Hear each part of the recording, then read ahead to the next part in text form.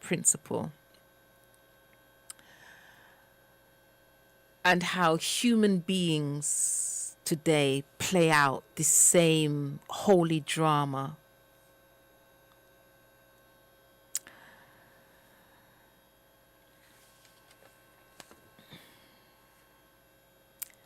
But before we go more deeper into that, we have other sections in the show this evening, so we will be looking at that in more depth, and actually we'll be looking at the part that Aisha, the feminine principle, plays in terms of bringing forth a son for Wusa. And this is after his brother devises a way to get rid of Wusa, to kill his brother so that he alone will exist, Set alone will exist. And how Aisha uses her powers to, for she herself is a deity, to bring back her husband through devotion, through love, through her powers, her magical powers, and through the assistance of other deities, to bring back Wusa and to conceive what is known as the first immaculate conception, and who is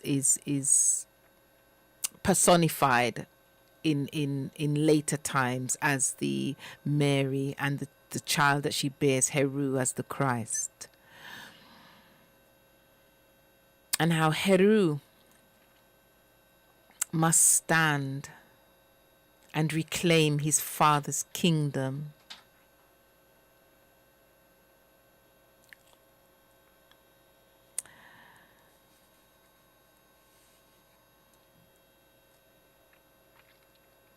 It's a stance that we as human beings in this time will find that we will need to take in light of what is taking place in the world today. We will need to stand and decide whether we are going to stand to reclaim our Father's kingdom or not. I'm Catastrophe Fakara, and you're listening to the Wisdom of the Nile show. And we will just be sharing with you. We will be sharing with you some more of the teachings of the initiatic temples. We're just going to take a little musical interlude where we're going to listen to some of the Voodoo drums. And on the other side, we're going to have a word from another aspect of the Earth Center. So I've been talking to you from the aspect of the teachings, but the Earth Center has many aspects to it, and we'll be looking at another aspect of the Earth Center. So I'm going to see you on the other side of this music.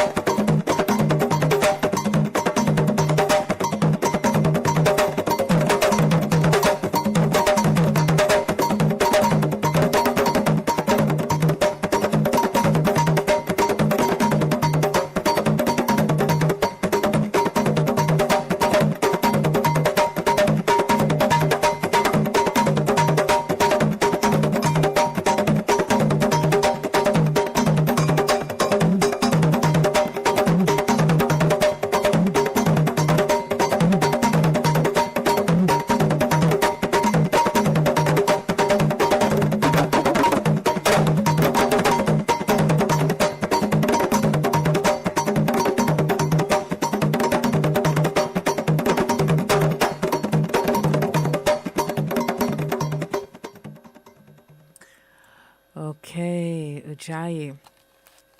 I hope you're all hearing me out there. Okay, so as I was saying on the other side, let's make sure that you guys are all hearing me out there. Okay, so as I was saying just before we listen to those Voodoo drums, the Earth Center has many aspects to it, and so I was speaking to you from the temple's teachings within the initiation, and we were looking at. I was speaking about where the origins of what we know as this cyclical principle and what we call the linear principles, and we'll talk about more about that. But the Earth Center has many aspects to it, and one of the aspects that we have is the building and the development of the people, of the temples, of initiates, and certainly the part of the initiation or the section of the Earth Center, I should say, that deals with what we call things like pilgrimages, the visiting, that's the visiting to the temples. We have a campaign running for the education of the children, to help in the education of the children, and different well projects and land projects. That side of things is run by the section of the Earth Center called the Project of Merita.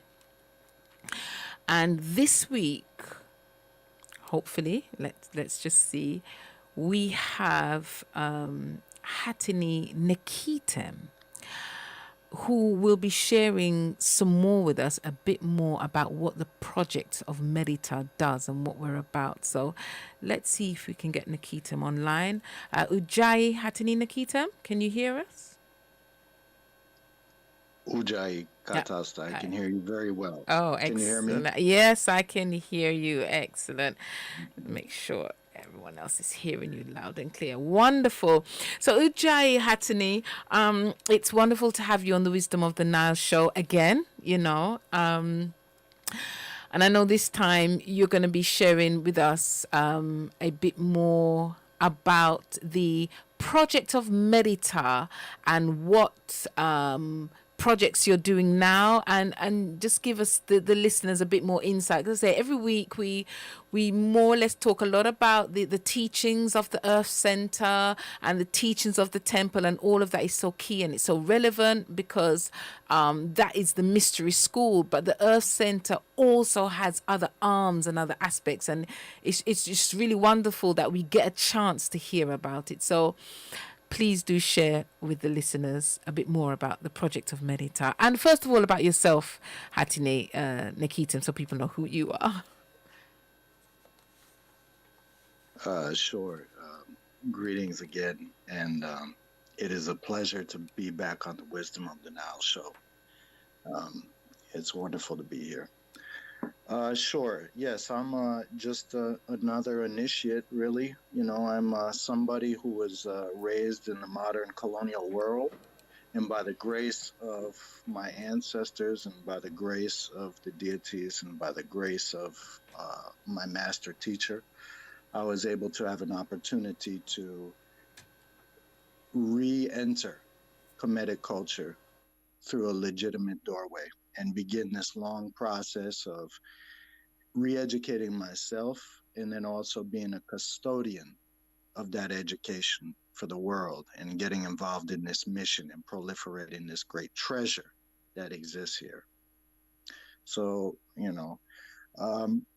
I was thinking, a lot of people on this call might know the Earth Center and might be familiar with the Mtam schools as a significant aspect of the Earth Center. But the Earth Center itself is really a big mission. And for those who might not know about that complete identity of the Earth Center, The Earth Center is known as a multifaceted nonprofit organization which is dedicated to preserving and promoting humanity's ancestral culture in order to sustain the health and well being of all people. It's a very big aspect of the mission. And the Earth Center, in its vision, aims to provide people who are committed to the upliftment of humanity with a forum to address the cultural, spiritual, educational, social, economic, and health problems which we all face. So, we also aim to offer a framework for thought and exchange on problems affecting Africa and its diaspora in particular, and humanity in general as well. We aim to foster the application of better solutions for humanity's problems by promoting the genius of African people and their cultural expression. And we also aim to contribute to a better worldwide understanding of indigenous African civilization by disseminating African history based on its original methods of research and its original sources of knowledge. Mm-hmm. You know, so the Earth Center itself does this through three branches. The first branch that you're familiar with, or most people are familiar with, is the Untam School of Kemetic Philosophy and Spirituality. The second branch is the Firefly Productions Publishing House, which create a lot of the materials some people may be familiar with. And the third branch, which you mentioned briefly earlier, is called Projects of Merita, also known as POM. So, what is Projects of Merita really? Well, the goal of Projects of Merita is to protect humanity's cultural legacy by assisting its traditional communities with sustainable development. So, in this Kemetic cultural renaissance that we're all experiencing now, we, the diaspora, must contribute our energies into maintaining the cultural integrity that has for so long preserved our ancestral heritage. That's being preserved somewhere. So, POM, or Projects of Merita, is dedicated to developing many long term projects throughout the continent of Merita. Okay. These projects exist to solve the current problems facing the traditional communities and culture on which we all depend during this Kemetic Renaissance. And in addition, they develop stable resources and the opportunity for us in the colonial world to properly reassume our position in Kemetic culture. So these projects are like keeping the flame lit back home, you know. I think for those who might have heard Elder Maktepia speaking the last week, this isn't about us helping Africans in a deficiency. This is about us helping to preserve the flame, which is there that we all need to benefit from, you know. So what I wanted to speak about today was the Children's Education Fund. Mm-hmm. And this is a project that we're working on. So, you know, this whole mission of this whole mission of reconnecting people back to the indigenous customs and practices requires that we first acknowledge those who, of course, preserve the culture. Correct? Mm-hmm. So that being said, the voice of the Earth Center and the Kemetic School of Philosophy and Spirituality is the voice of those cultural preservers. The voice of all of our media publications and Firefly Productions is also the voice of these cultural preservers. All of the healers who are part of the Earth Center network are the voice of those cultural preservers. Our founder, Nebnabala Musa Mora Denibig, is the voice of those cultural preservers. So, by necessity, we must look to the same preservationists and revolutionaries to guide us back home and impart the knowledge that will bring us stability. So, currently we're featuring the Children's Education Project because the children are the future healers They're the future leaders and the future preservers, you know. So we need to ensure that these children who grew up in the traditions, who are nourished by these traditions, and who are initiated by these traditions are well prepared to be custodians of these traditions on a global level. So, basic things like reading, writing, arithmetic, and a familiarity with the lexicon of the modern world are important assets for them to be messengers, you know. Mm-hmm. So that's what the Children's Education Fund is really about. They need financial assistance from us to receive this basic modern education in order to navigate this world. Mm-hmm. Because if we just burn out, if all of us who are invested in this mission just die, which we will, and we haven't made the correct precautions and investments in the new generations coming up in these initiations, these new healers, these wise people who will be able to be a fertilizer for all of us in the colonial world to grow back into the traditions. If we don't nourish them and give them the tools to navigate the modern Mm-hmm. world, Mm-hmm. it's going to be a serious deficiency. Mm-hmm. So it's just like an asset. And, they're aware that by receiving this assistance, they are charged with this mission and a responsibility to humanity. So, these Yeah. are these are children and families who are very well rooted in the traditions.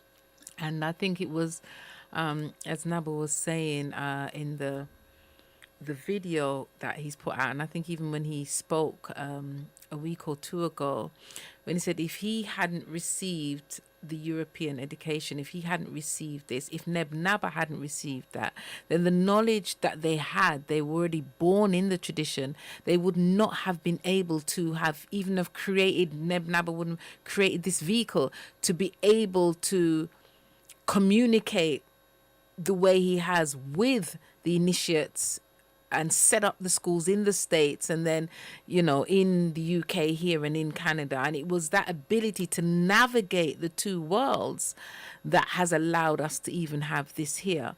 So, we see the importance of being able to speak to us on this side and we being able to learn back, this reciprocation that needs to happen if we over here are going to return to meditate and not just return back to Africa as some of the African call us Bruni. You're just like, you just come as the European, all you've done is just, you might have black skin, you might not have black skin, but you've just come with the same mentality that those from the West have come with. And so that being able to share that the initiation here in the West so that we can learn and return back to our ancestral ways. So it's key. It's key that we share what we have there because it's reciprocal. Yeah, well, you and me, Katasa, we wouldn't even know each other if it wasn't No. for the efforts of those people. And they had to, I speak English, unfortunately. At the time I started my initiation, I only spoke that one language. And in order for me to be reached, the person holding it had to learn. That's right. They had to go through all of the gesticulations and training necessary to, make their way to whatever airports and travel and work and speak multiple languages and be diverse and dynamic in their approach in order to get it, and we wouldn't be all here benefiting from it. No. So we could just, you could just say, oh, just buy a ticket and go back, but that's not really cutting it because it's so much more. It's not geographical. It's about the territory within a person, and how you walk, how your spirit is, how And you come correct in life. that's right. And Naba said to us when we were going through initiation that, because I'd been to Africa several times, Ghana, Senegal, Gambia, and he said, "Yeah, you've been to Africa, but you haven't been to Medita."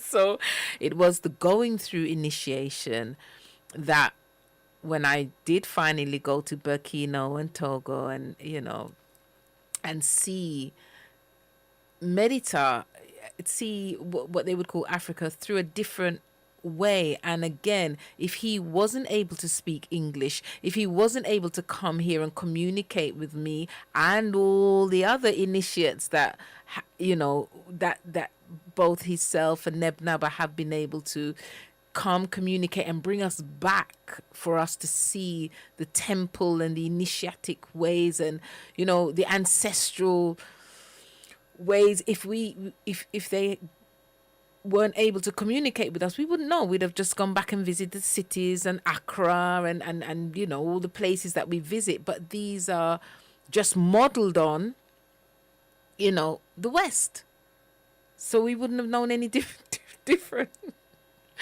Yeah, it makes a big difference. Yeah, it goes without saying. I mean, Nebnaba and Nebnaba's son, Naba Irita. Yeah, I benefit from that man almost every day. Lucky And you. just to think about it, it would be tragic. My life would be tragic if I didn't have the resource, Yeah, And definitely. so it's important though, because in order to properly condition oneself internally, you have to have a comparative. And what do I mean by having a comparative? Well, the whole world is hypnotized. You can see that very easily. What do you guys have? What, Tesco out there? Yes. Isn't that the name of the store? Yeah, just go to the Tesco and watch people walking around. It's like zombies. So, in order to break that hypnotism, we need to get out of the box. And unfortunately, the way this hypnotism works is all of the options that we have, even unfortunately our revolutionary options, even our countercultural options, are all part of a prescribed formula pre-accepted by the system, which keeps us still within the box of their control. So all of our countercultural material is still provided from within the perspective of the system.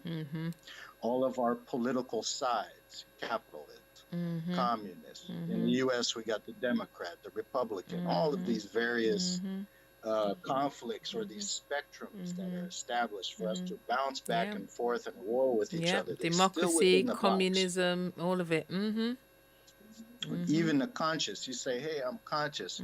They even got a uniform for that. I'm conservative. They got clothes you can buy for that one too.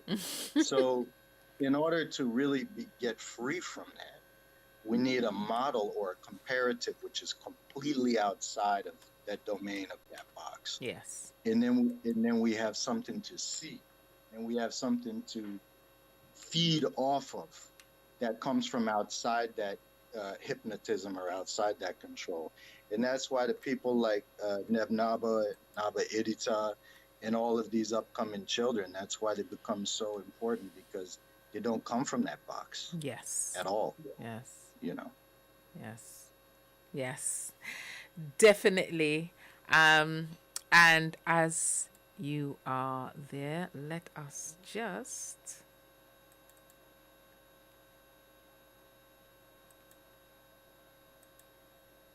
Dogon villages today. They are the future healers, leaders and preservers of Kemetic traditions.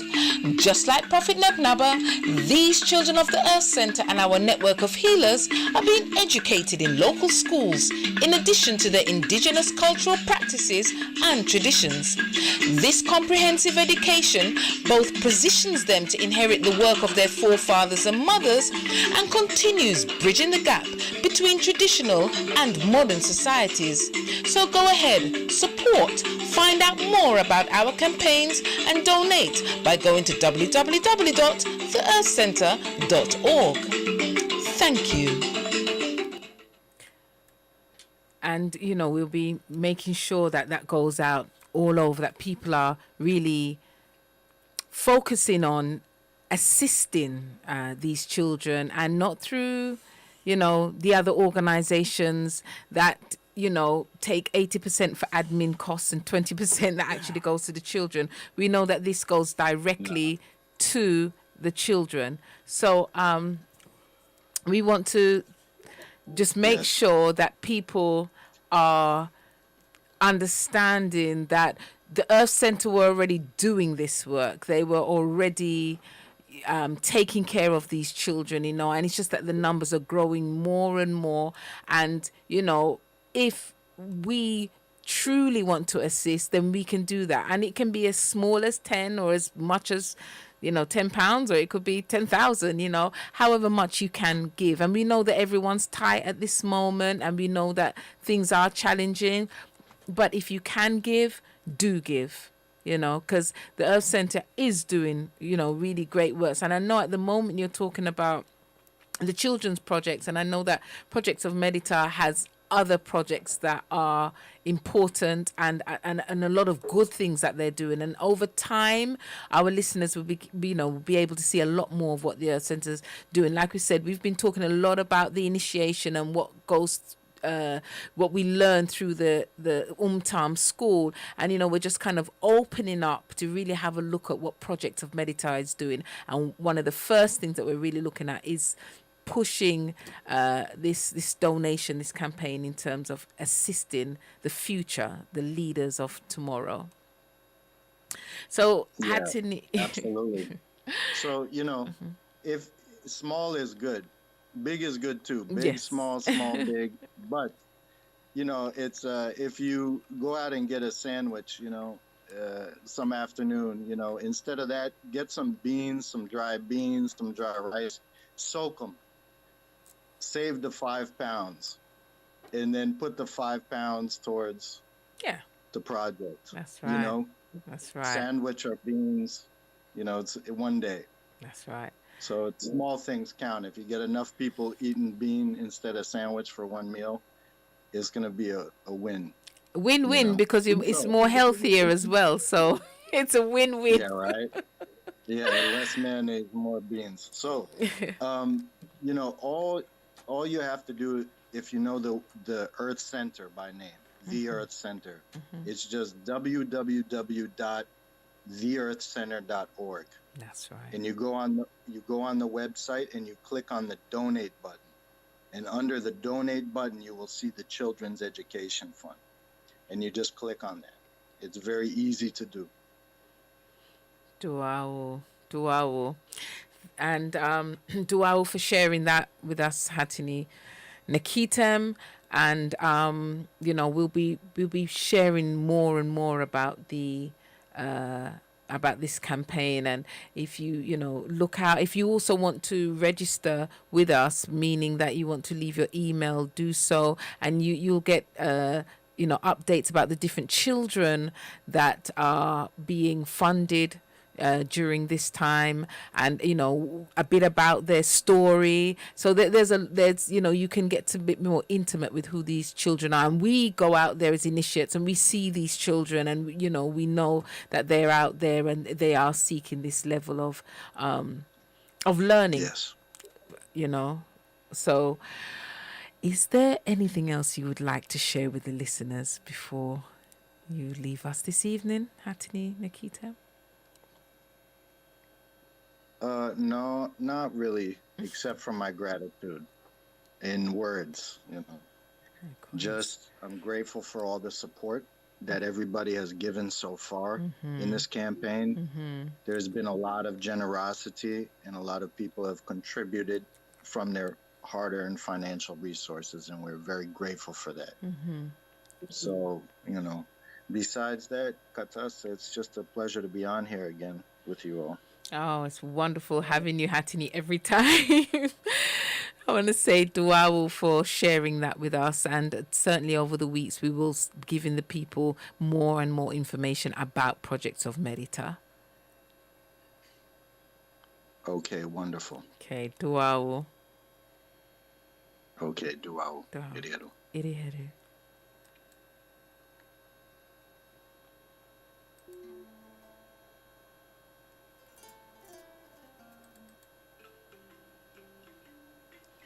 Sponsor a child from the Dogon villages today. They are the future healers, leaders and preservers of Kemetic traditions. Just like Prophet Nebnaba, these children of the Earth Center and our network of healers are being educated in local schools in addition to their indigenous cultural practices and traditions. This comprehensive education both positions them to inherit the work of their forefathers and mothers and continues bridging the gap between traditional and modern societies. So go ahead, support, find out more about our campaigns and donate by going to www.theearthcenter.org. Thank you. Yes, that was Hatini Nekhitem sharing with us information from the projects of Medita. And, you know, as we said, you know, the Earth Center, it has many arms to it, many aspects to it. And certainly at this time, as I was sharing with you before, it has been to have the ancestral wisdom, to be with fellow initiates in the Earth Center at this time, and to be navigating the waters in this crisis time with that guidance, you know. And so now we'd just like to invite one of our initiates who is actually going through initiation at the moment, to share with us her experience, what things have been like for her during this time. So hopefully we have our sentee on the line, Nelly. Ujai, let's see if we can get Nelly on the line. Ujai, Nelly? Ujai Yatini. Oh, yes, I can hear you. Ujai, Nelly. Wonderful to have you here with us this evening on the Wisdom of the Nile show. Now, I'd like you to share with the listeners a little bit about yourself. So do go ahead. Tell us a little bit about yourself, and then I'm going to ask you to just tell a little bit about how it's been, because you're currently going through initiation. So first of all, if you introduce yourself and tell us a little bit about yourself before we go into a little bit about your journey. Okay. So my name is Nelly. I'm an initiate from the 7th generation at the Center of London. So I'm part of the MPAM school at the per Ankh level. So I think for us 7th Gen, we started initiation, it was mid-February 2020. So it was before the whole pandemic started. And I have to say it was starting initiation at that time was a real it was of real benefit for us, because we got lots of support. So yeah, so what I would say is, like, obviously initiation is challenging in itself. It makes you look at yourself in a different way. I came to initiation because I guess my ancestors sent me there, but I was really looking for the truth, and I'm so glad I found the Earth Center.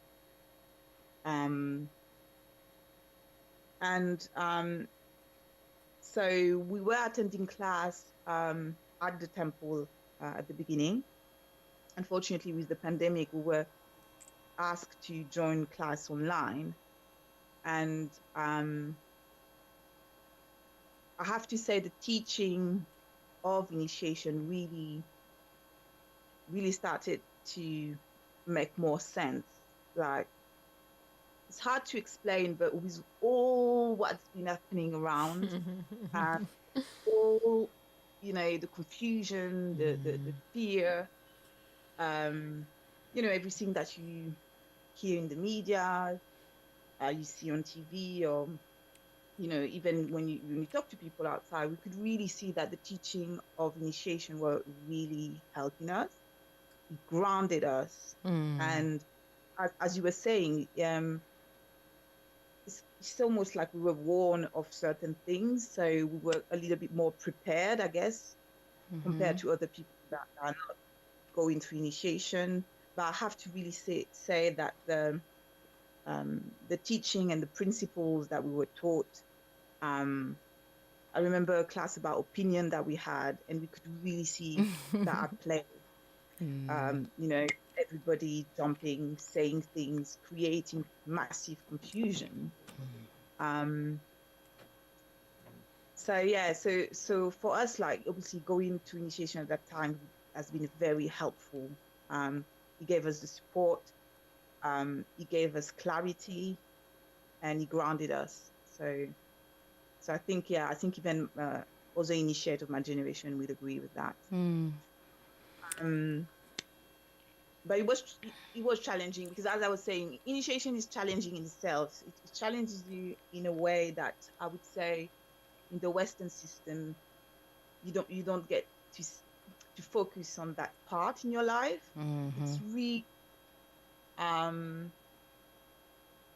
It's really a lifestyle to be an initiate. I think, you know, you're changing yourself to become better, and you really in yourself, growing your qualities, and this in itself is super hard.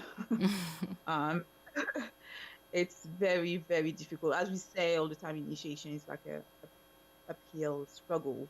So you're constantly trying to keep yourself in check and trying to basically be a better version of yourself. But with the pandemic, obviously, we had to do it online, and I mean, we're grateful for the new technology, so we were able to carry on, you know, our initiation. But I have to say, this all online business, not very natural, isn't it? You miss the social interaction with people. And I think for our generation, we felt that we were not necessarily bonding the same way as maybe other generation would have bonded. But it was nice to still being able to communicate with people and to reach out to people through those means. And we were, what can I say? I think we're still managing actually. Yeah, because you're still going. You're talking as if you finished. You're still in it. You're still in it. Well, we're all in it, but you're in per rank. Yeah, but I have to say, I mean, it's challenging. We feel that, you know, we would love to be able to meet and you know, to be at the temple. But because there certainly is an energy, such a wonderful energy when we have like presentations, when we do our Divine Holiday Zemzem, when we have special days, when we cook and we eat together. It's just such a wonderful energy. It's beautiful. It's beautiful. Yes, it's nice to feel the energy, and it's just nice to see people and to talk to people. I think that's where, you know, this whole thing about staying in your house and being isolated is not very good for people and people's mental health. So it would be nice when we'll be back at the temple. Yeah. But see, the thing is, the whole thing as well is that as we go through initiation and have the initiation there whilst all this is taking place, we have to navigate the waters, and we use the means that we have to navigate the waters, but we have the initiation, and that is the strength. Having the initiation. I mean, I wouldn't even like to think if we didn't have the initiation and went through this year. I wouldn't even want to think of what it would have been like. Yeah, I mean, definitely initiation gave us some sort of clarity on what was going on. I would say it's like, because I had some friends that they were just very fearful. You know, there was a lot of confusion. They didn't know what to do. They didn't know what was going on. But with initiation, we were very grounded. Mm-hmm. It's like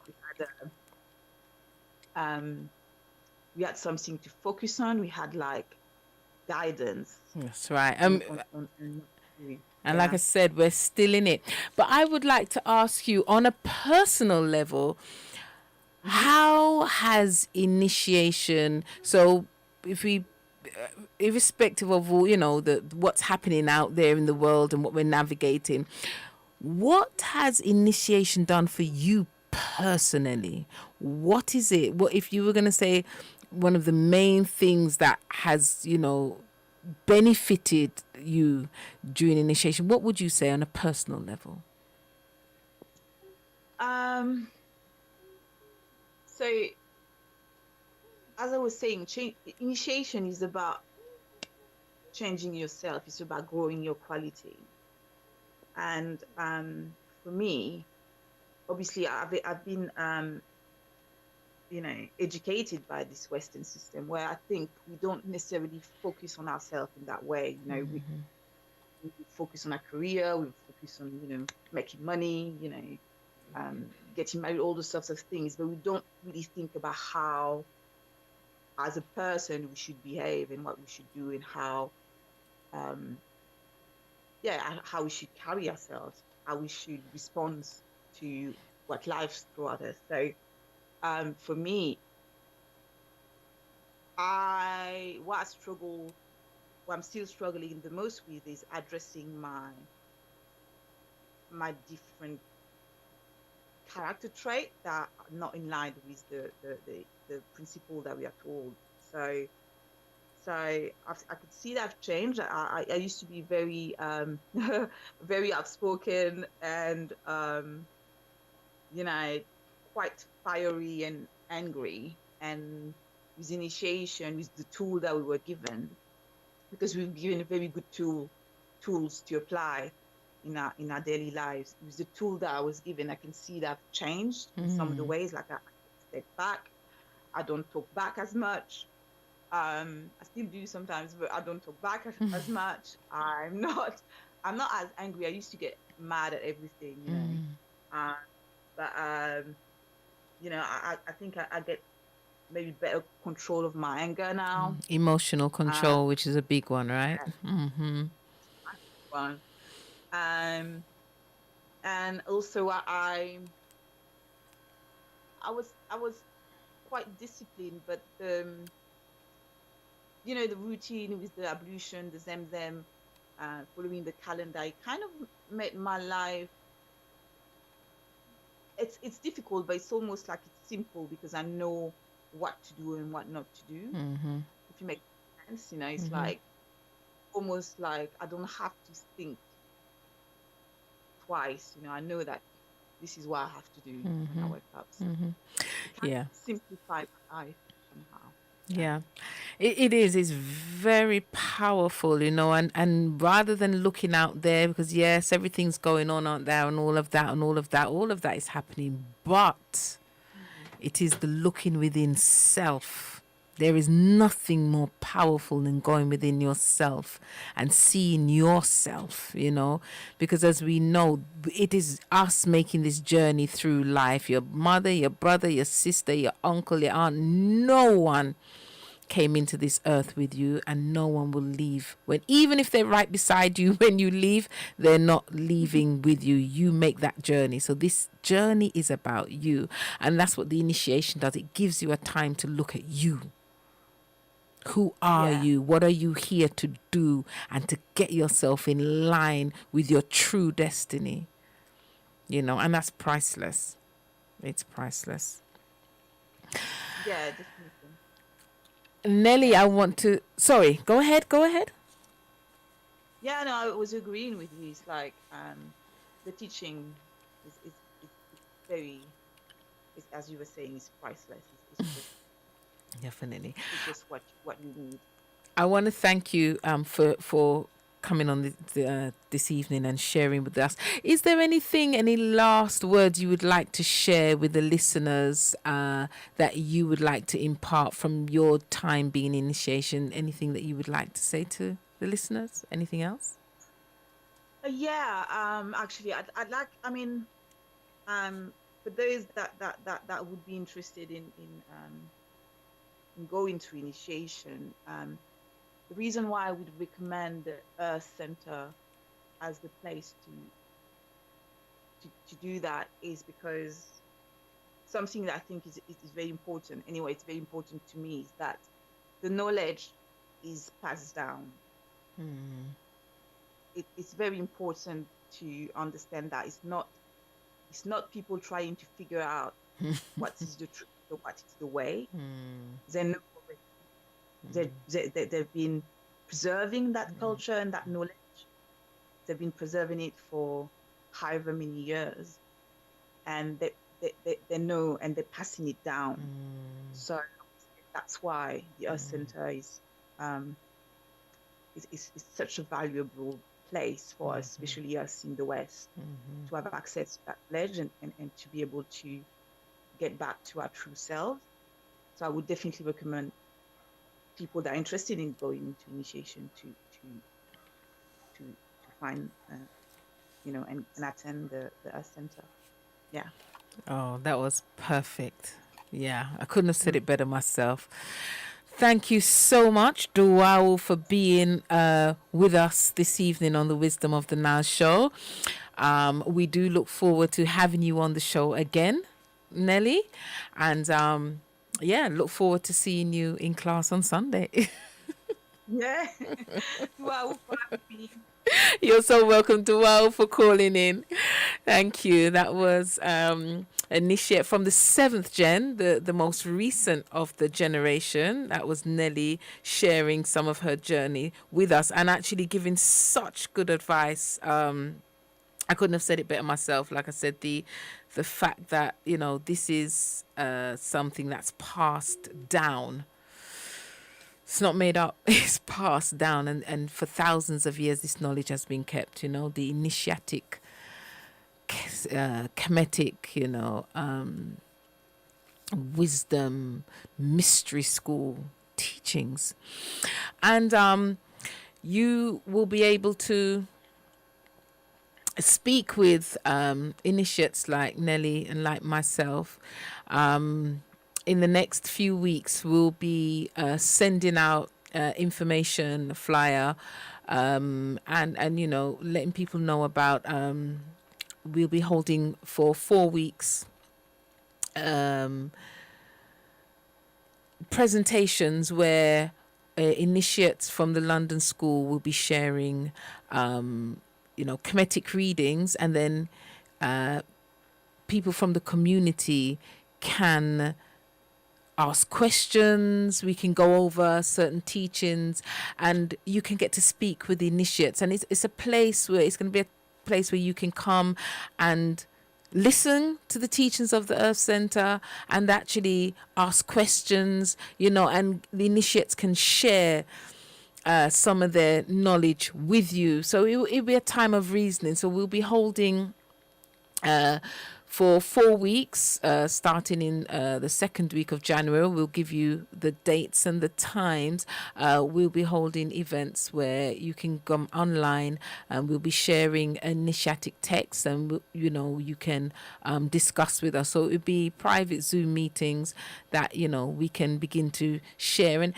a place where you can come and from all the madness that's going on around you and just listen to some of the teachings and share some of your thoughts, ask your questions. So we will be sharing the details of that in the next week or so. So looking forward to that and to seeing you there, to meeting you all online.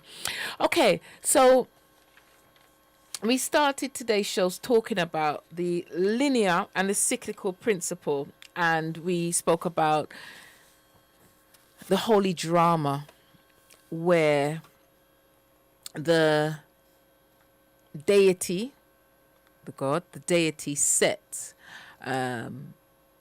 seeks to get rid of his brother Wusa so he alone can rule.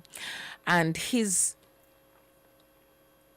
existence is lived out through a principle that we call that the temples teach us as the linear principle. But Wusa, our ancestral father, lives by the cyclical principle through which humanity comes.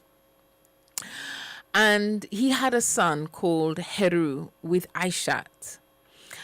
And that son stood to defend his father's name, his kingdom, to reclaim his kingdom. And I'm just going to read from the Firefly, before we have our next guest, from the Firefly, volume 52.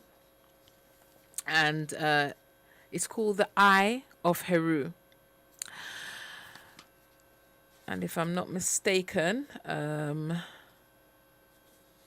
see who the author is of The Eye of Heru. Yes, Master Naba. It says the battle between good and evil forces has its episodes. This struggle for the survival of the best in humans is as old as the world itself. It has been represented by the antagonistic struggle involving a jealous god, ancestor of Satan, known under the name of Set, and the godchild, to which we identify the moral and spiritual human. His name is Heru. Set has turned a human being into an orphan. Set has killed the father of the human being, the God that guarantees human qualities. The God of the redemption of the human beings has joined his throne in the world of the dead. His son, whom we identify ourselves with, finds himself with a heavy responsibility of re-establishing the name of the father. He is the son that has been conceived posthumously. He is a child born from the union between the goddess of love, Aishat or Isis, and the dead god Usur. He is a prematurely born child, born only a few months after his conception. The godchild to which we identify ourselves found himself having to fight Set, a god that has been malicious enough to fool his father and rush his death. Set has lost many battles, but today humanity is in a danger in which it's never been before. Set has driven his sword in the right eye of Heru. Set has turned Horus into a one-eyed god. Forces of evil have gained some advantage over good. Heru is finding himself seriously handicapped, but he knows that there is no place safe from the forces of evil where he could hide. He knows that his survival and the survival of the whole of humanity depends on the defeat of the evil forces and the victory of Horushian philosophy over Satan. But Set has no face. He can adopt any face. Remember the Matrix? He can even adopt the face of creator gods, the gods of love, even the gods of good. The destiny of the world has been prophesied 73,000 years ago. All the temples have their version of the holy drama, and it is the imitation of that drama that gave birth to modern-day comedies and theatres. Just by looking at the world, we can easily see the tendencies to destroy the earth and humankind, which is nothing but the actions of Set. We also can see some tendencies to preserve the earth and humankind through some non-governmental organizations. What is missing is the face of the godchild in us. The one that is fighting against the evil that is getting into humanity. Religions have reduced the human being into a sort of spiritual and philosophical passivity. We are all aware of the destruction we are bringing to the world, but Set is controlling our vices.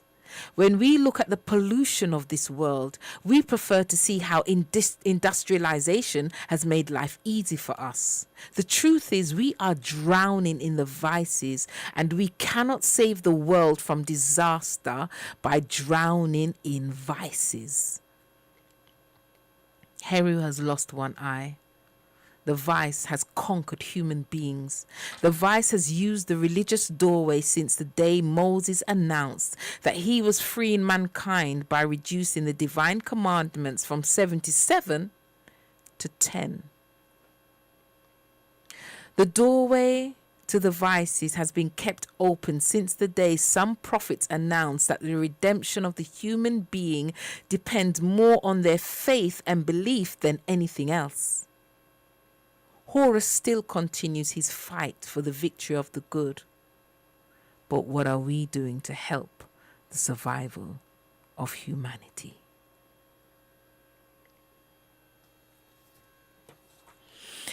What are we doing? What are we doing to assist? We see the destruction of the natural world.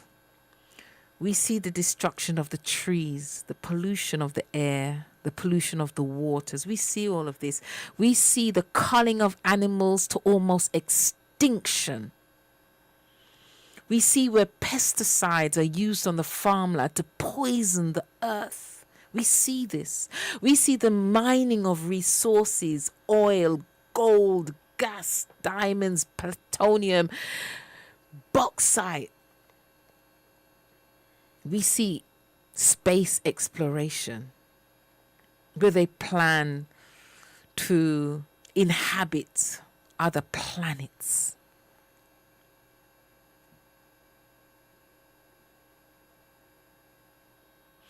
We as human beings accept the artificial intelligences because it makes life easier for us. It makes life better for us, even though it causes our own destruction. What are we willing to do? When will we be willing to stand up that our own creature comforts do not come before our humanity? Today we see where the powers that be hold humanity over a barrel. When will humanity be willing to stand up for humanity? Let's listen to the drums of the Vodon.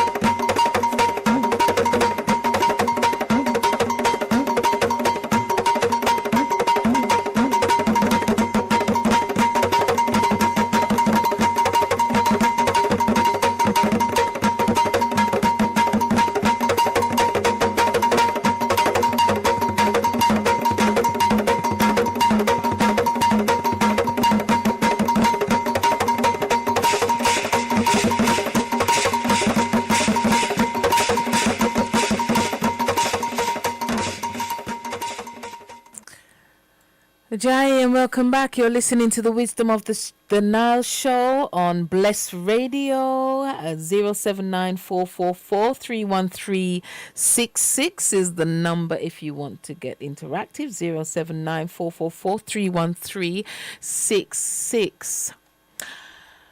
We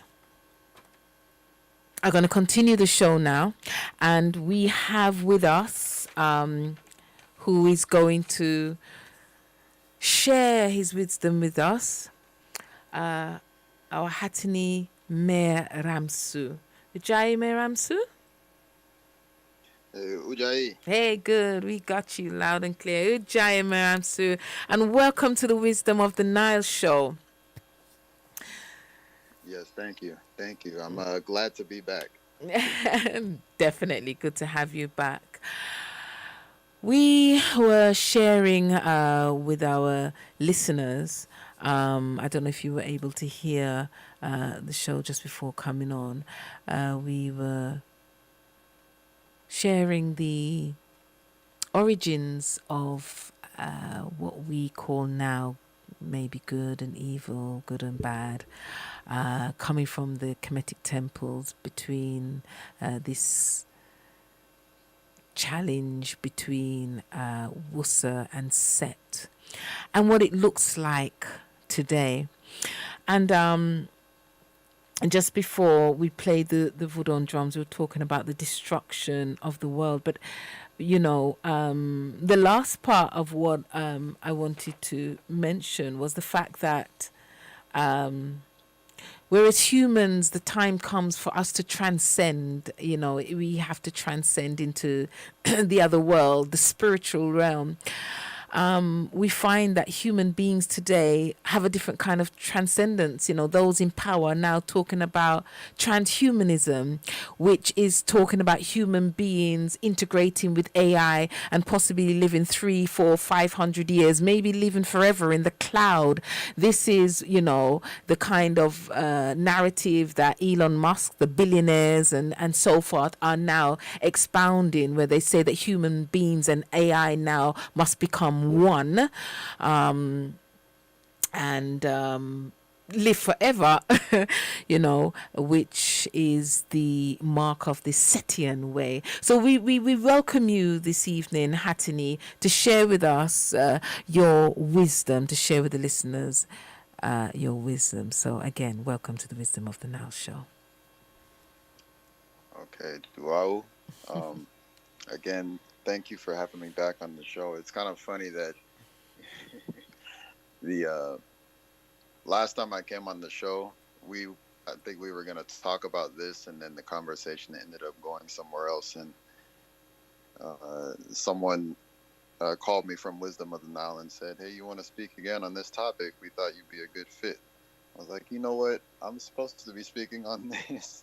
So I'm glad to be back and to finish where I left off.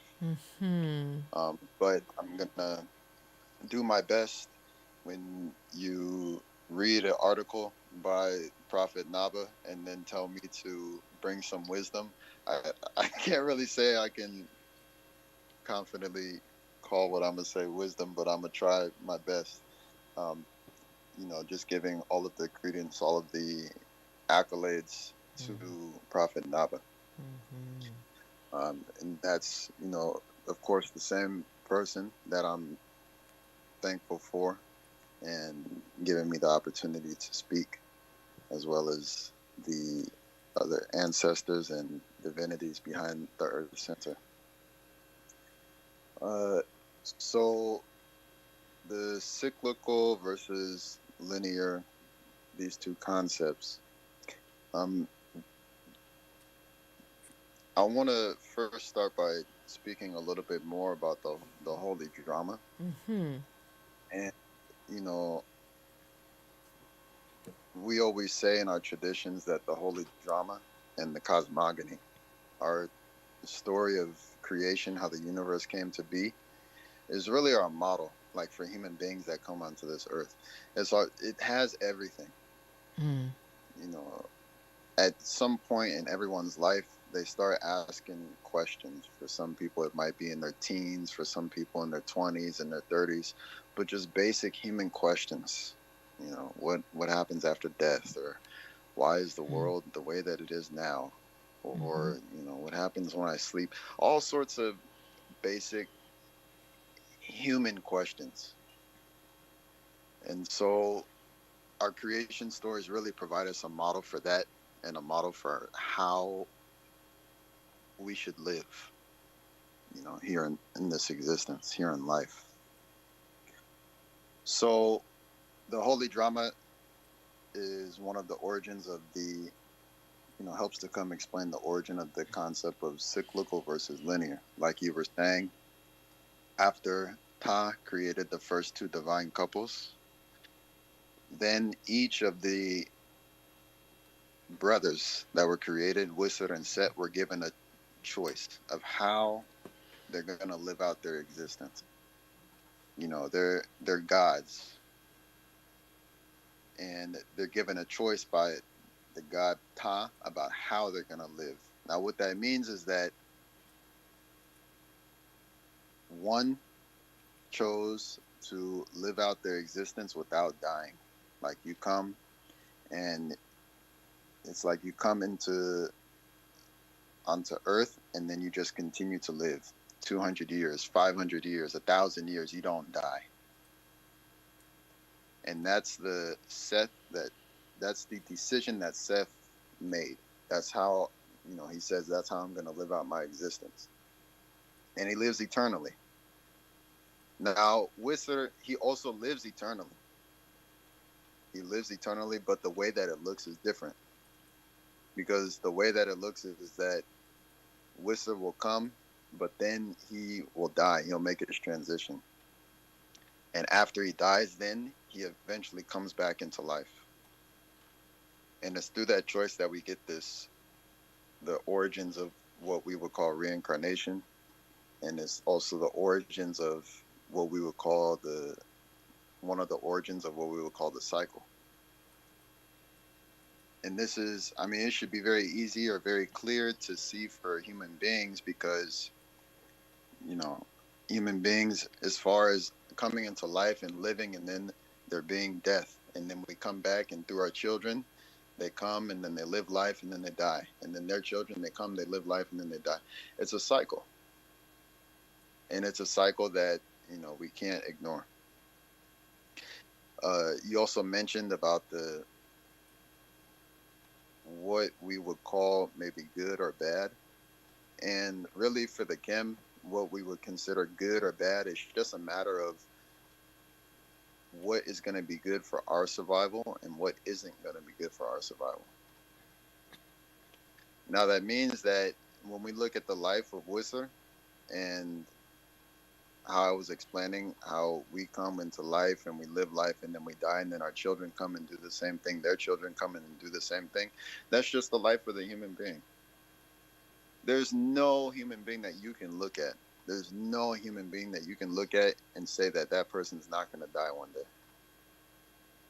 No matter how hard people try. So just in that example, you can see how the choice that Whistler made, it's like human beings are living that choice. We're living that choice as well. And Whistler, becomes our model for how we live our life. So then on the other side, you have Set and the choice that he made and the behaviors that he has. There's no human being that lives forever. So then for a person that is trying to do that, you're trying to do something that's outside of your essence or outside of your origins as a human being. So you were explaining how there's a lot of money being put into science that will allow a human being to.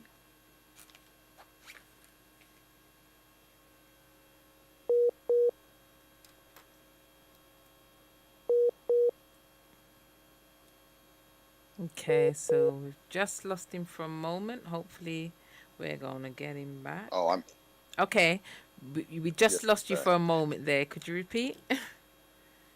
Okay, so yes, to have a person live, for 200 or 500 or 1,000 or 2,000 years, however long, but that's not in our essence. That's not in our origins. And so you were saying about the And we people can, who have put money into AI. right. Mm-hmm. It's not we can even say it's not natural, because the thing is, the choice that Whistler made, like if we look around us, we can see tons of examples of the cycle, even in nature, the concept of the cycle, even in nature. So even nature honors that choice that Whistler made. That's why every year in the wintertime, you see that the plants and the trees, they die. And then when the spring comes, they start to, it's like they have a revival. And then, through spring and summer, they're living. And then in fall, then they start to die again. In winter, they die. And each year we have this cycle. But even nature in itself respects that choice that Whistler made. The things around us respect that choice. The animals, you can see how they have, like cubs or offspring, and then those offspring have offspring. So it's the same thing. We can see all of these things around us as human beings. But even with that, we find ourselves in a society that is trying to move away from that. We find ourselves in a society where, if we just take the example of people trying to live forever, which we would say is like a linear thinking, kind of like there's one line and then it just keeps going. Life is just one line and it just, either it keeps going or there's a beginning and then, there's an end. But if you take the idea that life just keeps going on this particular line, that's why, I was speaking with Nekhitem, who was on the radio earlier, and he was mentioning, like, that's where you get plastic surgery, because you may have someone who is 50 or 60 years old, and then they look in the mirror and they don't like the way that they look, and they want to have plastic surgery done to maybe have them look like they're 30 or 40 years old. But as human beings, we age. It's just part of our Natural cycle. essence. It's part of our existence. Yeah, it's a natural phenomena. We age. There's a cycle where we come into life and we're young and we're vibrant and we have a lot of energy, and then the energy at some point in our lives comes to a peak, and then it starts to decline. Whether it be, it's the same thing with the energy, it's the same thing with the organs in our body, it's the same thing with our skin and the way that, we look. So then trying to artificially modify your body to go against that principle is then more along the lines of thinking, linearly. Because you're trying, again, it's like trying to find a way to escape the natural cycles that we can see stemming from the choice that Whistler made, but also that we can see in nature all around us. Not wanting to accept the choice, not wanting to accept the reality of the human cycle, not wanting to accept death, the transcendence. Right. Which is real, interesting, because that's really where we find our strength. As human beings, that's where we find our strength, in utilizing to the best of our ability the cyclical concept. Meaning that, okay, if you imagine that someone comes into life, and maybe they're an athlete, they're just an amazing just taking this, they're an amazing athlete, and they come into life and they're, you know, training for 20, 30 years, and they're the best of the best. Now, if that person is only thinking about their own life, if they're only thinking about themselves, if they're not considering passing that knowledge down to the next generation, to their children, then no matter how great that they are, those 30 or 40 years of greatness dies with them. Yeah. But on the other hand, if you have someone that is considering the next generation, is considering their legacy, and is considering, you know, their children and passing down what they've learned to those children, then you can get several generations of amazing abilities. You've heard, you familiar with Tumani Diabate? Is He's that the he's a Kora player player? from Mali. Yeah, the Kora player. Yeah. Yeah, he's a core player from Mali, and if I'm not mistaken, his family has been, they're a line of griots, like traditional storytellers, and that art or that specialty, they've been dealing with that for, I think, around 700 years. Wow. 700 years. So if you imagine that, okay, maybe Tumani, he's been doing this for 30, 40 years. I'm correct me if I'm wrong. I'm just, you know, guessing, but 30 or 40 years. And then the person who passed it down to him, maybe his father had been doing it for 30, 40 years. And then before him, 30, 40 years. And then before him, 30, 40 years. And you're stacking all of this up, generation to generation to generation. And then looking at Tumani today, he has the accumulation, the culmination of all of those years of knowledge that his ancestors have been invested into. Yeah. And that's strength. Which he can pass on to the next generation. Which he can continue to pass on into the next generation. And that's how the human being really, we find our greatest potential. That's how we find our greatest potential. And that's even, you know, earlier in Nekhitem was talking about projects of Meritan and how this facet of the Earth Center understands that concept and is now putting energy and effort into securing the people who have preserved this knowledge for so long, and making sure that okay, once we go, the people who come after us will be able to continue to preserve it. Like that's forward thinking. It's not about, okay, I'm an initiate now and let me hoard all of this.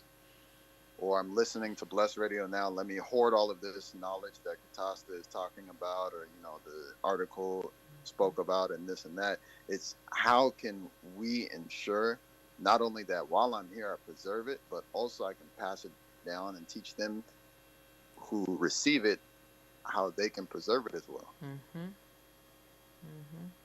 How they can preserve it as well. So it's oh, I'm sorry, go ahead. No, I was going to say, you know, when you speak about passing down, I mean, it's the same thing with the Naba bloodline. It's that's been passed down why we can, you know, in the temples, why we can even be, you know, be able to learn again, relearn these traditions. But it also speaks to other qualities that the human being will have to have when you follow the Wusservian principles and you're not looking to live forever, so to speak. And one of them is selflessness. You know that, you know, you need to make way for others to come and have, just like you had your time in your, you know, your existence, you know, you leave for others to to also learn and grow and benefit, just as you benefited, because somebody had to leave and make way for you. You have to leave and make way for Right. someone else, and which is a direct contrast to the one that does not want to let go. They want to hoard it. They don't want somebody else to step into the shoes. They want to be the one here yesterday, here today, and here tomorrow, and here forever. It's a whole Yes. different way of thinking, whole different way. And as I said earlier, and they make no bones about it. They tell you clearly that the next stage for humanity is interacting with AI. It is about humans and AI, and hence they call it transhumanism, and that is in their vision how they see humanity going. And they talk about living for hundreds of years, not dying. That's where these people in power, where their head is at. So it gives a real reflection of those principles of Wusa and Set in modern day times. And even, as Neb Naba said, what are we going to do? What are we, the Heru in this time, what are we going to do? Are we going to stand for humanity? Or are we going to just be a victim to the vices? Because this is the thing, they give us all these vices that we can use, What say you, Hatini? Yes. No. Absolutely. Absolutely. And the thing is, I heard a story not too long ago, and the story is about, kind of in light what you were saying about the pursuit of that type of immortality. There's not a way to cheat death. Like, you can't cheat death. There's in this story, the thing is, they say that death comes knocking on your door. Like, you've heard that phrase, right? Mm-hmm. On this day, death will come knocking on you. Be careful, one day death is going to come knocking on your door. So it's like, death will, it's this, in this story, it kind of explains how death will do that. Everyone has their time. Every person has the day which they're going to die, which they're going to go. And when a particular person, it's their time, death will go to that person's door and knock and then open the door, and then that's death meeting them. So when death does this, death has a list. Like, okay, I have this person, I need to go visit them, and then I have the next person after I go visit them at home, and then they meet me, okay, and then the next person, I go and knock on their door, and then I do what I need to do. So there's one man who, he is aware of the fact that death does this. And so this particular man, he's at home, and he's doing whatever, I don't know, organizing things in the house, or relaxing, whatever. And on this particular day, he hears someone knock on the door. So then when he goes to the door, he kind of, cracks it, and he peeks through the door, and he sees that it's death. Because on that day, death had this man on his list. Like, he was at the top of the list now. Mm-hmm. And so he's like, oh man, what do I do? Like, he's going to die. So he opens the door, and he's like, hey, death. Oh man, it's very good to see you. Welcome. This is my home. Come on, I welcome you inside. And he's just giving them the best hospitality that he can possibly give. And he's has the death come in, and he's like, oh, here, I'll get you some food. And then he gets him some alcohol, and then he continues to give death more and more and more alcohol. until the point where like Death gets drunk and passes out. And so while he's passed out, the man goes and remember how I was speaking about how Death has a list. Mhm. So he goes and he goes, you know, maybe in the clothing of Death, and then he pulls out this list. He finds it. And he pulls it out, and the man sees his own name at the top of the list. So then once he sees that, he erases his name, and he's like, oh, not today. He erases his name and he puts his name at the bottom of the list. And then, you know, he takes the paper, he folds it back up, and then puts it where he found it on Death. So, you know, eventually, after some time, Death wakes up from, you know, being passed out. And he looks at the man, he's like, oh boy, how long was I out? And, you know, the man's like, oh, you know, you were out for a while. And Death says, you know what? I really appreciate the hospitality you provided me. I mean, no one's really treated me like that. No one has, you know, done and treated me the same way that you treated me, you know, here tonight. And so Death says, you know what? For that, I'm going to skip over you today. But I can't just skip over you because then I wouldn't have a way to come back to you at the top of the list. So instead of skipping your name and going to the next person, I'm just going to do you a favor and start at the bottom of the list.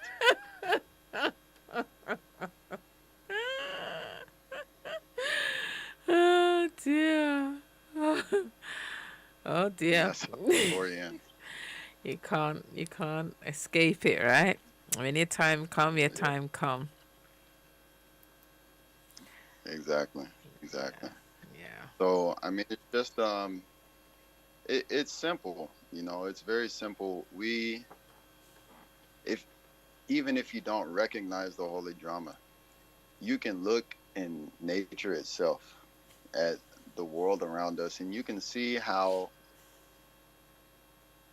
things survive, how they maintain their livelihood.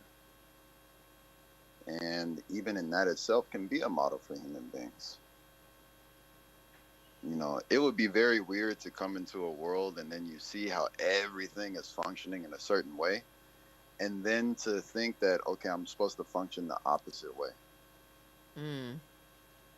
It would only make sense if we come into a world that we don't create. We didn't set the rules. We didn't set the boundaries. If you're going to expect to survive, you got to get in where you fit in. You gotta fit in. That's right. Right. That's right.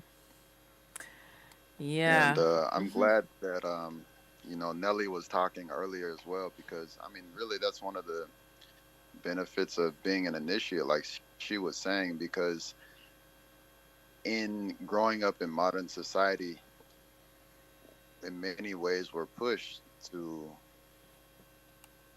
live a life that is closer to the principles of Set. Hmm. But then initiation is like a restart into a rebirth into a life that is a life in which you live according to the principles of Wissa. Mm-hmm. And that takes change, you know. It takes change. It takes change with your perspective on the world. It takes change with your behaviors. It takes change with being able to control certain behaviors you never tried to control before. That's right. That's right. And being exposed to things like the Code of Human Behavior, you know, the 77, and seeing laws and things that you've never seen before, even, you know, or in a long time, right? And, you know, Absolutely. didn't even understand that there, you know, there were certain things that are stopping your growth and development as a human being, you know. Makes all that difference. It makes all the difference, you know. Yes. Yeah, I always see that one. Thou shalt not be impatient. That Hmm. that one always. I'll always have, be looking at that one. I had no idea that impatience would be something that could block your growth and development. But actually being more conscious of it, and then, practicing patience more, you know, I was able to see how much benefit, how much more I was able to understand, to achieve, to grow just by practicing that one commandment, So, Hmm. yeah, it shows how we really are tied in, and if you want to walk this road of divine, if you want to lift your qualities, Yeah. there is a way to do it. Yeah. The thing in the Fireflies, there's a series. I know you know this, Katasta, but for our listeners, in the Rising Firefly magazine, there's a series or a story that is split into a series of, I believe, 4 parts in the Rising Firefly called the Odyssey of Battao. I think it's three. That's right. Yes. And the Odyssey of Battao, I bring this up because you're speaking about impatience. In the Odyssey of Battao, uh, one part of the story is the main character is wronged Mm. and backstabbed by his wife at the time. His brother's wife. And Mm-hmm. well, this was that happened true, but then Batal also got married, and then Oh, right. Yes. in that Yes. marriage, that Yes. wife. Yes. And it wasn't until going through really several incarnations and being backstabbed so many times and betrayed and killed so many, betrayed so many times after,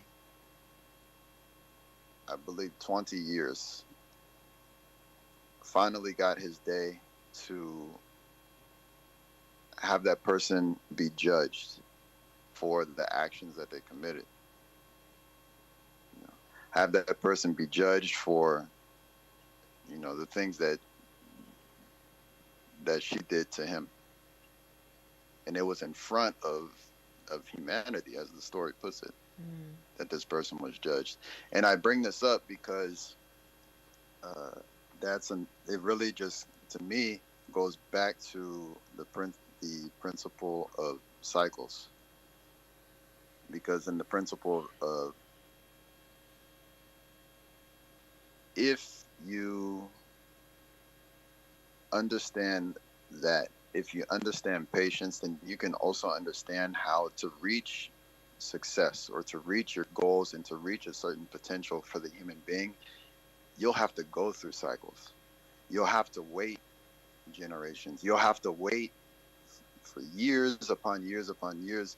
And if you're able to, through that time, through 20 years or 40 years or 100 years, however many years, maintain and stay focused on that goal, that's where you find your greatest, sometimes you find your greatest like sweetness in life there, your greatest successes. It's like how we say there's no overnight success. And that takes a lot. And I think that's what a lot of people run from, because, it looks simple, but what it takes what we call self mastery, to control your emotions, to control yourself, to control your desires, to, you know, so many things. And if you're a being that don't have any boundaries, don't want to wait, want it now, has to be what you desire, don't want to control that. It's if you're a being that is not willing to be humble and to show patience, then you're not going to want to do it. You're going to do whatever you feel, you know, you need at the time, and so Yes. there's no growth. There's no growth. You're like an impetuous child that just has a tantrum anytime it doesn't get what it wants and smashes the place up and just gets mad. There's no control. Yeah, Right. Yes, you're absolutely right. yeah, yes, yes, Hattini. Yeah, good reasoning, good reasoning. We're at 10:06 now. We're coming towards the end of this evening's show. But I just want to ask you before you leave,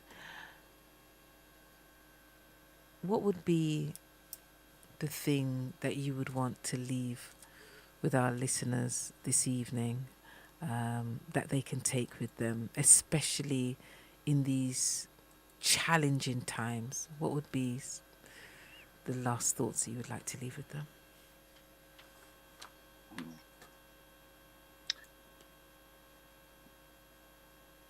Well, that's a tough question.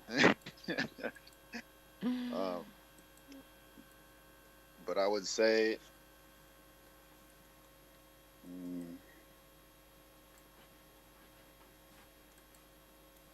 in understanding the principle of cycles, it's like understanding that there's going to be an ebb and a flow, or there's going to be times of excess and there's going to be times of lack.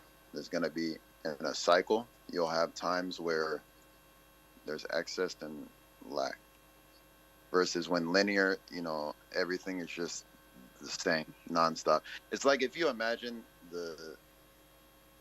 can you imagine the sun just being in the sky all day, every day? And no night, no cooling down, just hot. No night, no cooling down. Uh-huh. Uh-huh. It's too much, That right? that would be like exactly. Yeah, Like that's to we be the wouldn't be able to heresy. survive in that. Yeah, too much. We wouldn't be able to survive in that. So, no matter how challenging life may be, no matter how challenging it can become, life in itself is a cycle. So there's going to be times where things are more challenging. There's going to be times where there's abundance. There's going to be times when you're healthy. There's going to be times where you feel like you're not so healthy. There's going to be, we have to have that. It's part of our existence. It's part of what makes us human. So I would say that, but then also, in addition to that, is that the best way to ensure, your survival, to ensure the survival of, your children or your family and all of this, as I was saying earlier, we come here and we can look at nature, and nature provides a good model for us. So you want to, I'll say it's very beneficial to live your life in a way that honors nature, to live your life in a way that honors the forces of nature, that those forces we can't control. You don't control hurricanes. You don't control, the ocean. You don't control, the forest. And so living a life living your life in a way that honors these aspects of the world, even when the world seems to be going crazy, even when the world is throwing so many challenges and things that are tough at you, if you're living in a way that honors and respects the nature, then you have a better chance of being put in good timing, having good luck, avoiding catastrophe, avoiding, major incidents and major accidents and things like this. And I mean, to do that, of course, I mean, I'm just gonna encourage because that way of life is what indigenous culture is about. The understanding that, okay, we come into this world, let us live according to the principles of nature. Mm-hmm. Let us live according to, you know, the ways of the entity that's been here before us, and just, you know, get in where we fit in. So with that, of course, you know, I would encourage the listeners, anyone who's interested in that, to look into initiation, to Mm-hmm. look into joining initiation. Even if you don't join, come sit in on a class, see if that's something that you want for yourself and something that you want for your life. And the last thing I'll say is, you know, this upcoming Saturday, I believe 7:30 GMT, we do have a presentation speaking about the fast, because every year at this time of year in our traditions we fast, honoring the death of Wisser, because like I was saying earlier, each year Wisser dies and then also reincarnates, and in that, or to honor and to even as a way to accompany Wisser, there's a 10-day fast that Kim people will participate in, which begins next week. So the presentation on Saturday is going to explain that, and even talk about how this Kemetic fast is the origin of fasting. I mean, I'm talking about fasting before, you know, kind of nowadays you'll see different diets or fasting and, you know, natural eating and whole foods and all of this. Like, fasting is very, very, very old tradition, and it has its foundations in spirituality. Yes, you'll have health benefits from it, but it has its foundations in spirituality, and that's what's going to be explained on Saturday. Mm-hmm. So that's Saturday, 7:30 GMT, and just go to the Earth Center's, I believe, the Earth Center's YouTube page. If it's not there, go to the Facebook page, but then you'll be able to have the link and watch it's going to be a panel of 4 initiates from different parts of the world explaining and talking about the fast and answering questions. That's right.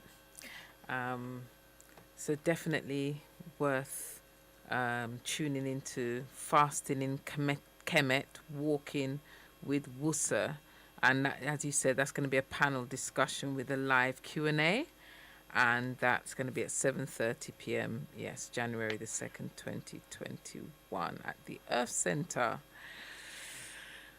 Hatini, I want to say thank you, Duawu, for sitting in with us this evening and sharing your wisdom. I am sure that the listeners, you know, have been able to really just sit back and drink in the wisdom of our ancestors that are coming through, you know, those of you who have called this evening, you know, and through the words of Nebnab, and hopefully through myself too, you know, and that they will see the wisdom of what it is that we are expounding, and especially at this time, you know, if you didn't see it before, you can't miss it now. You know, serious forces are moving across the planet right now, you know, and in Jamaica, you know, the Rastaman used to say, every tub have to find in bottom, you know, top bottom, which everyone has to find, you know, every fig has to jump in its fig tree, everyone has to find their place.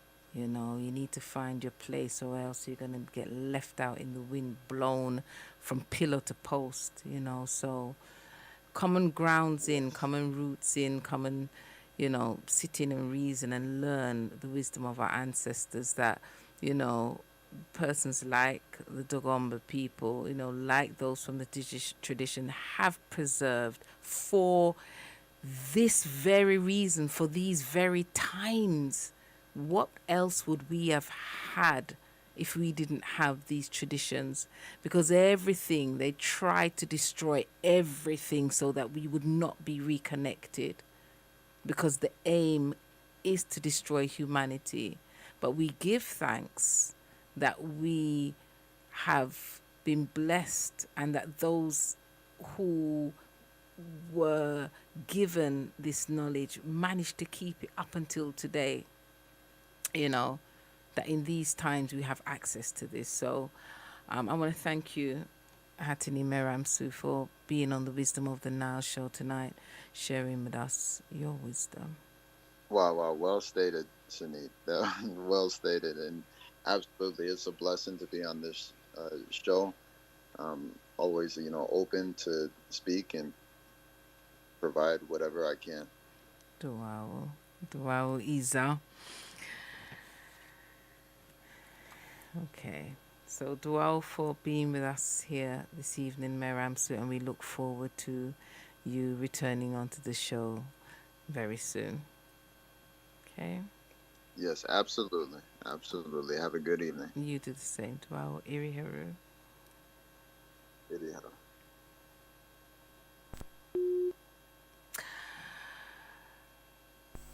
You've been listening to the Wisdom of the Nile show. We just had Meramsu sharing with us his wisdom. And we want to say dua as well to Nekhitem, who called in earlier to tell us a bit more about the Earth Center and some of the projects that the Earth Center are currently engaged in, and which you can engage in. And don't forget as well, if you would like to be a member of the Earth Center, that is open to you as well. You may not be ready to go into initiation yet, but you may want to have newsletters and know a bit more about the different projects and the different things that's happening in the Earth Center. You can become a member. So again, you can go to the earthcenter.org, where you can find information about becoming a member, about becoming an initiate. Wherever you are in the world, you can find out about the different schools that the Earth Center has, and where you can become involved. So we are living in serious times. There's no two ways about this. And the reality is, we all are going to have to make some serious decisions coming up very soon, And so, what will you choose? Will you stand as Heru to defend your humanity? Or, as Nebnaba said, will we fall victim to the vices, the creature comforts, the ease? Will that be what we choose? We are in some serious times.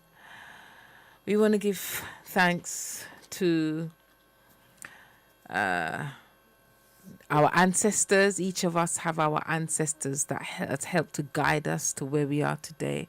So we acknowledge our ancestors and want to say du'a to all of those who keep the Earth Center running. Du'a to the initiates, our fellow initiates out there, and du'a to Bless Radio for giving us this platform.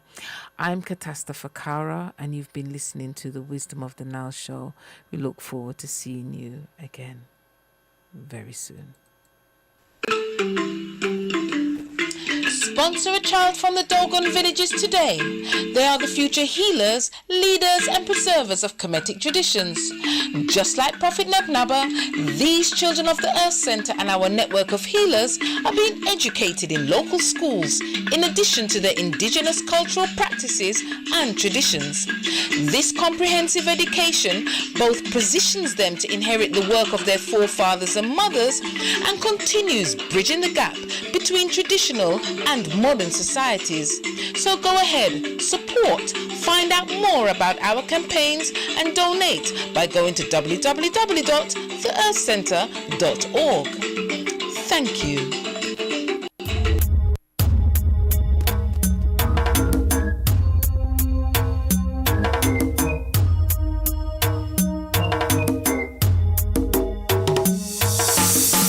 This song goes in the memory of the beloved prophet Nebnabala Musa Mordinabig, the doggone prince, Mahir, the truth teller, Bisinabasa, which means I'll be appreciated after I'm gone.